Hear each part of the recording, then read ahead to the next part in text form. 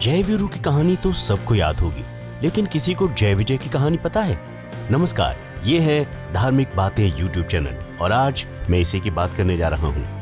हमें विष्णु के 10 अवतारों के बारे में भी पता ही होगा, लेकिन कितने लोगों को पता है कि भगवान के इन अवतारों को चुनौती देने वाले दैत्यों की कहानी क्या है, जिनकी वजह से नारायण को बार बार जन्म लेने पड़े? आज हम यही जानकारी आपके लिए लेकर आए हैं। वैकुंठ के द्वारपालों जय और विजय की इस कहानी में हम जानेंगे कि ऐसा क्या हुआ कि उन्हें वैकुंठ त्यागना पड़ा और पाप योनि में जन्म लेना पड़ा। हम ये भी जानेंगे कि कैसे जय और विजय के तार नारायण के अनेक अवतारों से जुड़े हुए हैं।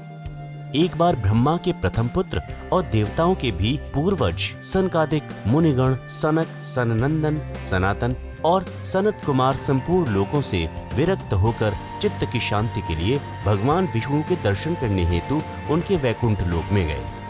वैकुंठ के द्वार पर जय और विजय नाम के 2 द्वारपाल पहरा दे रहे थे।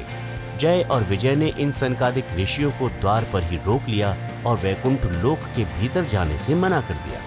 उनके इस प्रकार मना करने पर सनकादिक ऋषियों ने कहा, अरे मूर्खो, हम तो भगवान विष्णु के परम भक्त हैं, हमारी गति कहीं नहीं रुकती। हम देवाधिदेव के दर्शन करना चाहते हैं, तुम हमें उनके दर्शनों से क्यों रोकते हो? तुम लोग तो भगवान की सेवा में रहते हो, तुम्हें तो उन्हीं के समान समदर्शी होना चाहिए। भगवान का स्वभाव परम शांतिमय है, तुम्हारा स्वभाव भी वैसा ही होना चाहिए। हमें भगवान विष्णु के दर्शन के लिए जाने दो। ऋषियों के इस प्रकार के कहने पर भी जय और विजय उन्हें वैकुंठ के अंदर जाने से रोकने लगे। जय और विजय के इस प्रकार रोकने पर सनकादिक ऋषियों ने क्रुद्ध होकर कहा, भगवान विष्णु के समीप रहने के बाद भी तुम लोगों में अहंकार आ गया है और अहंकार का वास वैकुंठ में नहीं हो सकता। इसलिए हम तुम्हें शाप देते हैं कि तुम लोग पाप योनि में जाओ और अपने पाप का फल भुगतो। उनके इस प्रकार शाप देने पर जय और विजय भयभीत होकर उनके चरणों में गिर पड़े। उधर ये जानकर कि सनकादिक ऋषिगण भेंट करने आए हैं, तो भगवान विष्णु स्वयं लक्ष्मी जी के साथ उनके स्वागत में पधारे। भगवान विष्णु ने उनसे कहा कि हे मुनीश्वरों, ये जय और विजय नाम के मेरे पार्षद हैं। इन दोनों ने अहंकार बुद्धि को धारण कर आपका अपमान करके अपराध किया है। आप लोग मेरे प्रिय भक्त हैं और इन्होंने आपकी अवज्ञा करके मेरी भी अवज्ञा की है। इनको शाप देकर आपने उत्तम कार्य किया है।